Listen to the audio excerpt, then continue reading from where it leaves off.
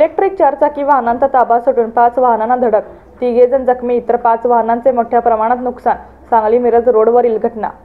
Sangli Miraj road लगत चंदनवाडीजवळ सेवा सदन hospital समोर आज इलेक्ट्रिक चारचाकी वाहनांनी 5 गाड्यांना धडक दिल्याची घटना घडली आहे.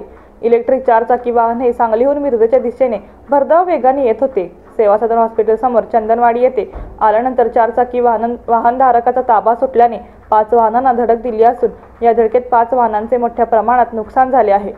यामध्ये 2 पॅगो छोटा हत्ती, 2 दुचाकी आणि 1 रिक्षा या वाहनांना चारचाकी वाहनाने धडक दिल्याने या वाहनांचे नुकसान मोठ्या प्रमाणात झाले आहे. तर दुचाकी वाहनधारक जखमी असून 3 जण जखमी झाले आहेत. पोलिसांच्या आणि नागरिकांच्या मदतीने जखमींना शासकीय रुग्णालय मिरज येथे दाखल केले आहे. धडक देऊन इलेक्ट्रिक चारचाकी वाहनधारक हा फरार झाला आहे. तर महात्मा गांधी पोलीस घटनास्थळी दाखल झाले होते.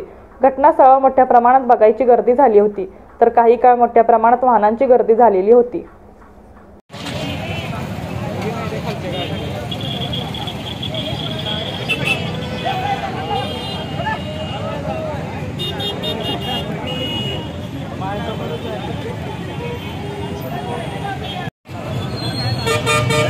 ए भाई